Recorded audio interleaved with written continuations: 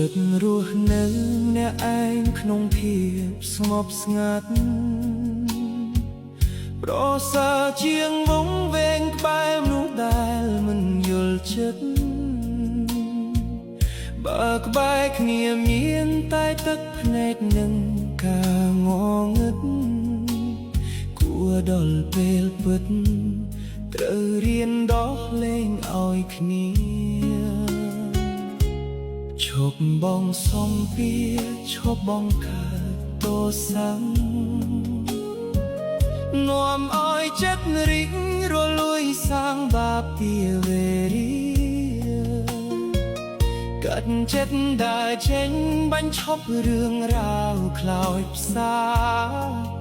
រក្សាសន្តិភាពថ្លៃថ្លាក្នុង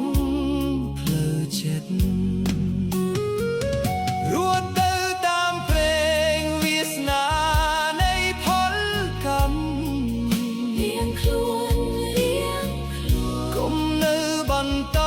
ចងខ្លួនក្នុងរង្វង់ទុក្ខភ័យដោះលែងឲ្យគ្នាដោះលែងរកឃើញពន្លឺនៃថ្ងៃថ្មីសន្តិភាពក្នុងរតីគឺជាក្តីសុខពិតសុខពិត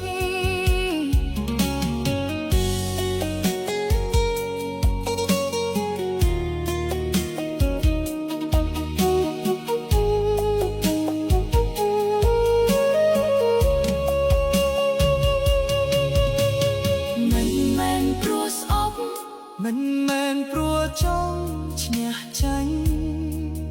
តែព្រោះស្រឡាញ់សេចក្តីស្ងប់នៃអាត្មា